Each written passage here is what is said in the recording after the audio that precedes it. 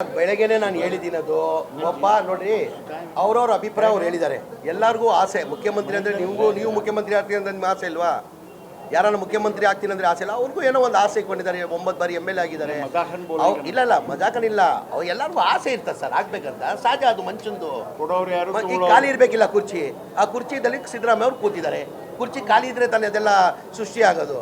ಅವ್ರು ಆಸೆ ಇಟ್ಕೊಳ್ಳೋದ್ರೆ ಕೇಳೋದ್ರಲ್ಲಿ ತಪ್ಪೇನಿಲ್ಲ, ಯಾರು ಬೇಕಾದ್ ಕೇಳ್ಬೋದು. ಅವರು 9 ಬಾರಿನೋ 8 ಬಾರಿ ಗೆದ್ದಿದ್ದಾರೆ, MLA ಆಗಿದ್ದಾರೆ. ಅವರು ಕೇಳೋದ್ರಲ್ಲಿ ತಪ್ಪಿದೆ ಅಂತ ಹೇಳಲ್ಲ ನಾನು.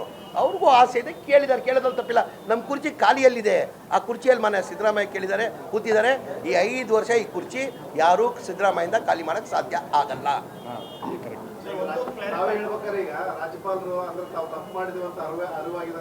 ಆಗಿರ್ಬೋದು ಅಂತ ಏನೀಗಂದ್ರೆ ನಾನು ಅವ್ರ ಮಾತನ್ನ ನೋಡಿದೆ. ನಾವು ರಾಜ್ಪಾಲರು ತಾವು ಹೋಗಿದ್ವಿ.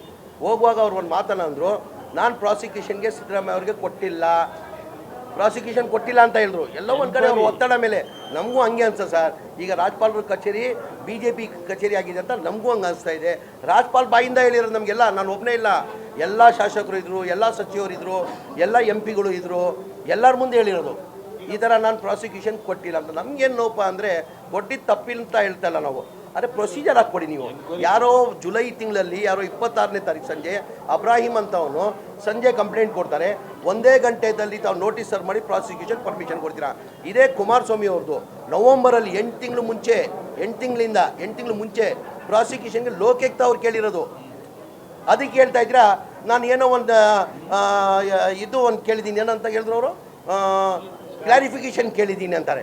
ಒಬ್ಬ ಲೋಕಾಯುಕ್ತ ಅವ್ನು ಕೊಡೋನಿಗೆ ಕ್ಲಾರಿಫಿಕೇಷನ್ ಕೇಳಿ ನೀವು ಇದು ಮಾಡ್ತಾ ಇದ್ದೀರಾ. ನಮ್ಮ ಯಾರೋ ಪ್ರೈವೇಟ್ ದೂರು ಕೊಡಿ, ಇದ್ರಲ್ಲಿ ಸತ್ಯಾಂಶ ಏನು ಇಲ್ಲವೇ ಇಲ್ಲ.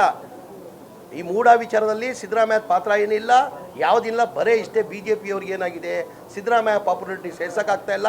ಅವ್ರಿಗೇನಂದರೆ ಸಿದ್ದರಾಮಯ್ಯ ಡಿಸ್ಟರ್ಬ್ ಮಾಡಿದ್ರೆ ಕಾಂಗ್ರೆಸ್ ಡಿಸ್ಟರ್ಬ್ ಮಾಡ್ಬೋದು ಹಿನ್ನೆಲೆಯಲ್ಲಿ ಇದೆಲ್ಲ ಮಾಡ್ತಿರೋದು ಅವ್ರಿಗೂ ಗೊತ್ತಿದೆ. ಇದ್ರಲ್ಲಿ ಸತ್ಯ ಯಾವುದು ಇಲ್ಲ ಅಂತ.